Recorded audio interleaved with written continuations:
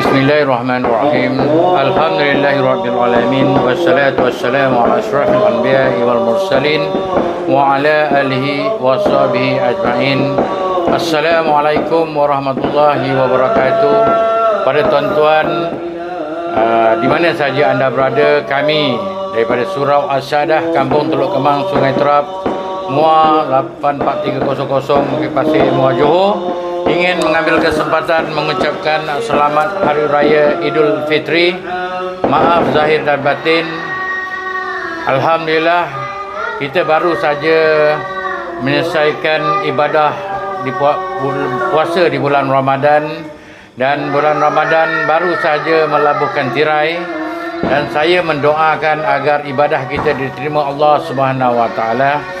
Dan harapan saya untuk diri saya dan untuk semua yang mendengar agar ibadah-ibadah bulan Ramadan itu dapat diteruskan daripada masa ke semasa hingga kita mempertabatkan ibadah kita bukan hanya di bulan Ramadan, dan insya-Allah di bulan Syawal juga ambil kesempatan untuk kita menunaikan puasa sunat, puasa 6 ataupun berkenaan 6 Syawal yang telah pun menjanjikan kita tentang pahala yang begitu baik dalam hadis dan disokong oleh firman Allah Subhanahu Wa Taala. Oleh itu, besarlah harapan saya agar kita umat Islam bersatu padu.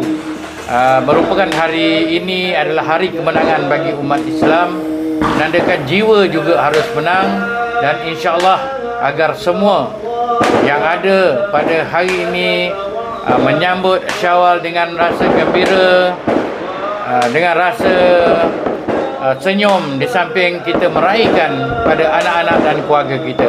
Wabillahi taufiq wal hidayah. Assalamualaikum warahmatullahi wabarakatuh. Saya Datuk Mustafa ataupun Datuk Kapten Mustafa bin Abdul Wahab selaku Timbalan Pengurusi Surau Asyadah. Selamat Hari Raya Aidil Fitri. Bismillahirrahmanirrahim. Assalamualaikum warahmatullahi wabarakatuh. Saya selaku pengurusi Surau Asyadah Kampung Teluk Kemang ingin mengucapkan selamat Hari Raya Aidilfitri kepada seluruh ahli masyarakat Kampung Teluk Kemang ini, supaya dengan adanya hari perayaan ini dapat kita sama-sama merapatkan lagi hubungan kita sesama umat Islam di kampung kita dan juga di luar sana.